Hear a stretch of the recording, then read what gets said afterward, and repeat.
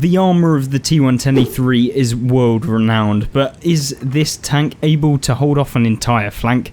Of course it is, and in today's replay we're going to see how this T110E3 is going to be able to hold off an entire flank on Stujanki, and this is going to be an outrageous game. Now then, how is the armour of the T110E3 nigh invulnerable, at least when you're in a position like this? Well, it relies upon the fact that you basically have your key weak points on the lower half of the vehicle, being the left and right hand side of the lower plate, or lower glacis as they're called.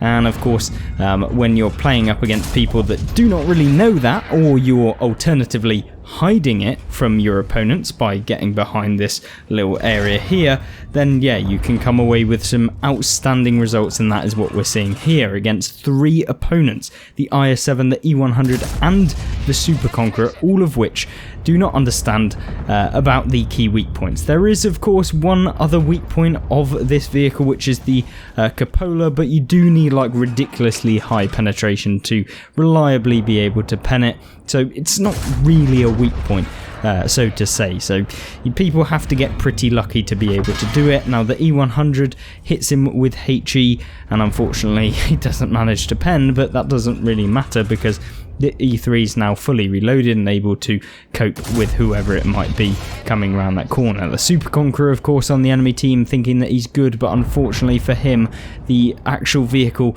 just doesn't quite have the penetration required to deal damage back to the E3, and certainly doesn't have the turret armor to reliably sit in front of 375mm of actual penetration on these APCR rounds. It is an exclusive premium round, but then again, most of the best replays on the channel are of course using the PCR or premium ammo only, because it is just better in pretty much every way, so it's a bit unfortunate.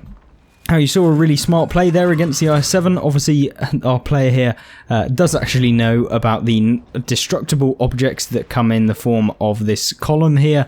Of course, the IS-7 didn't quite know about that and gave his lower plate up to our player here, and of course didn't end up in a very good result. However, talking about good results, so far 5,520 damage done against a flank of heavy tanks that just have no idea what to do, and unfortunately for them, they are receiving quite a few hits in return, but not actually giving out any damage to the E3. And this is where the E3 must be so boring to play up against, because essentially it's just sat here waiting for you to poke, waiting for you to make the mistake, because this thing doesn't need to make a mistake when it's sat in the perfect position, and there's basically nothing that they can do to dig him out. Now, that's kind of, it's not necessarily true, because if they can get into this central position here to get side shots, then they're going to be able to deal with the E3. Alternatively, if they do get any whiff of the side, now the IS-7 takes a hit there, but if they do get any whiff of the side, then they can actually hit into the back of the tank, which is trash and basically gets penned every single time, even at ridiculous angles. And of course, if they get anywhere near the rear of the vehicle, then it's pretty much the exact same story. So, 6,200 damage done, and an insane replay so far against this E100, and he's not going to be able to do a whole lot. And remember that the E100's turret is one of those that, yes, it might have a lot of armor, but as soon as you start getting into the realms of 320 plus millimeters of pen, then you pretty much pen it every single time through the cheeks if they're looking straight at you. And even when they aren't, and you've got the 375 millimeters of pen range, then yeah, you can pretty much pen anywhere at pretty much any angle, because you can choose which path to actually take, whether to hit the side of the turret if it's over rotated, or just the front of the turret if it isn't rotated enough. So yeah, it's kind of a double whammy for an E100 up against something like this, and of course even more so if it was to face up against something like a Jaegeru. This round of World of Tanks is going pretty outstandingly so far. Nearly 7,000 damage has been done, but this flank has kind of all but dried up at this point, and there's not much else he can do, so it's all about thinking about your next move with the E3, because remember, the key weak point of the E3 is it's slow, like beyond slow as well, not even a remotely kind of fast at all. So you have to be able to predict what's going to happen in the game. Now, within this game, it's kind of hit and miss, I guess, because the Kranvang is on the hill, so you don't want to push through this middle section, because as soon as you start pushing through the middle, what can happen then is you get side shots in from the hill area where we've got the Kranvang, and goodness knows what else is up there camping in the bushes, or maybe even at the back over here, which might crop up and deal some damage to you. So it's all stuff you have to think about when deciding what you're going to do with the E3. And of course, I think what our player here is trying to do is just remove the last remaining hit points of the E100 so he can come away with a victory, or at least do something. Unfortunately for the E100, he does decide to come out with his turret facing exactly where it needs to be. No angling actually done here, and the two E100 brothers sat right next to each other, unfortunately for them, and they'll remain there for the rest of the game until someone potentially pushes them. But anyway, the Kranvang's on top of the hill facing off against the T-57 Heavy. I probably wouldn't want to be a 57 Heavy against a Kranvang on a hill, because of course the Heavy has no armour on the turret, whereas the Cranny definitely does. But that's maybe where the E3 can come in help. The team, or at least the majority of the team, camping in the base area and in the town area to the southern side of the map. But at this point, there's got to be something done.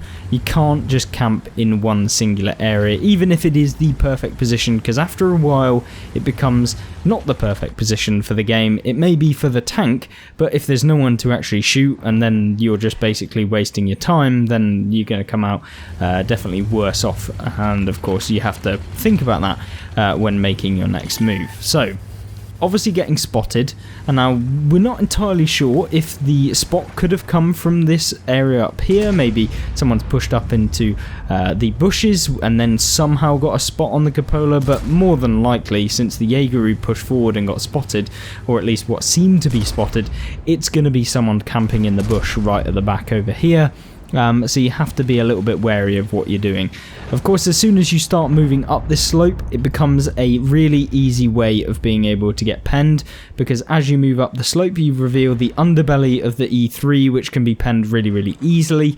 And of course, as soon as you start moving up the slope, it's very difficult to get gun depression onto anyone that might be in front of you. So you're seeing kind of the maximum that you really want to go with the E3 in this replay so far. Now then, the enemy backchat does indeed come forward and get spotted in the similar sort of position where basically the entire enemy's heavies have been taken out by one vehicle, and of course it's now just waiting for that moment when the backchat makes a mistake and comes forward and tries to do the exact same thing that all of his team also tried to do and failed at. So maybe or maybe not, that will be the case again.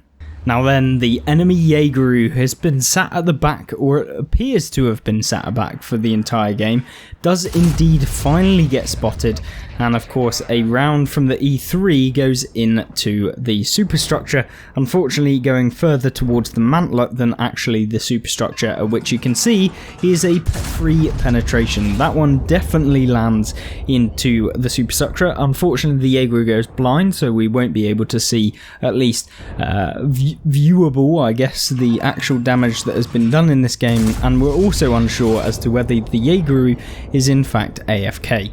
I'm sure we'll find that out very, very shortly, as the Jaegeru will get spotted once again, and he does, and it looks like there's been just one shell that has actually landed into the superstructure. Now that is a little bit unfortunate, having 3 shells miss, or at least go not where you're aiming, and continuously just going to keep firing at the Jaegeru. That one looked as if it was going into the cupola, and so now it's just a case of waiting until you see the Jaegeru eventually ending up in the garage.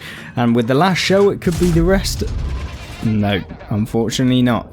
Now it's getting to the point where there's 4 minutes remaining on the battle, and you have to be very, very careful with what you're doing, and you have to make sure that whatever you're doing is just getting as much damage as possible so you can move forward in the game, because there's nothing worse than doing 7,900 actual damage plus whatever was done blind, which I believe is an extra 700 at this point, and then ending up drawing the game. So there is 3 tanks on the enemy team left alive: the FV4005, the Progetto 65 and the 60 TP, all of which seem to be on a decent chunk of hit points, since there is 6,600 damage left within this replay. And of course, with the 2 artillery pieces on the enemy team being probably in the region of about 500 to 600 damage per artillery, then you're looking at what, like 5,500 damage left on the actual tanks. And unfortunately for the enemy team, one of the artillery disappears along with one of the tanks on the enemy team, and now it's down to just 4,260 health left on their team, and maybe not that it will be removed by the T123 in this replay. But I wanted to showcase this replay in particular because not only does the T123 actually perform admirably in a matchup where, you know, you're up against 5 vehicles and you don't have to do anything particularly spectacular, you just have to play to the strengths of the vehicle. And you're seeing here the Progetto 65 out in the open. Yes, he does manage to pen, and I'm sure that was ending up in the lower plate. As you can see, the rounds coming in, one landing right here, and the Progetto, of course, getting hit once again for another 770. Back in the day, this vehicle used to get 850 damage per shell, which was so much nicer. And of course, as with most of the tier 10 tank destroyers, they all got nerfed to the point where no longer did they get 850, they ended up getting 750, and it was probably quite good for the balancing reasons that actually happened. There is of course a FV4005 on what appears to be nearly full health, and with 5 HE rounds with 90 pen per shell, which is actually more than enough to go through most medium vehicles if you're aiming at weak points, and definitely through the 4005, then you could come away with an outstanding round. And of course, with 1,100 average damage, the FV4005 could be removed very, very easily. Now, unfortunately, the 4005 gets removed before he's able to get into position, and that's the one key weakness, as we've talked about earlier, with the E3 compared to other vehicles. But you're seeing here now pre-aiming where the artillery is typically going to be, and of course the shell lands for an extra 530 damage, bringing the grand total damage above 10,000 and winning the game with that last shell. So the T123 hiding in the bush at the end, but coming away with a really, really great victory. Of course, if you do have any questions regarding the E3, how you can come away with victories against it, and if you were in the position of the E100, what would you have done to avoid getting taken out with the rest of your team? And yeah, I'm interested to see what you have to say. Of course, with the extra videos coming out this month, we've got plenty of gameplay to showcase both at tier 10, tier 9 and tier 8. So those are the predominantly what we'll be focusing on. But if you do have your own replays that you want to send in, check out the link in the description where you can send them to the email. All you need to do is either link a YouTube video or your what replays uploaded video or replay, and hopefully you can get shared on the channel. Of course, thank you very much for watching, and I hope you join me in the rest of the videos coming very, very soon. Goodbye.